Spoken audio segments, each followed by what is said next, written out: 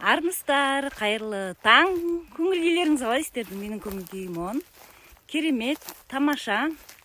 26 шілде Дейл Карнегидан оязық. Сұхбаттасыңыз толығымен әділ болмауы мүмкін. Бірақ ол бұлай ойламайды.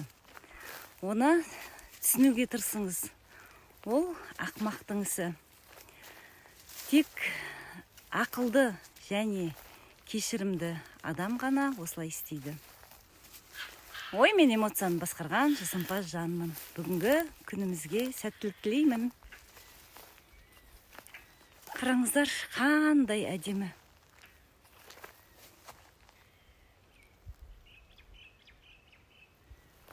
Осындай да табиғат болады екен.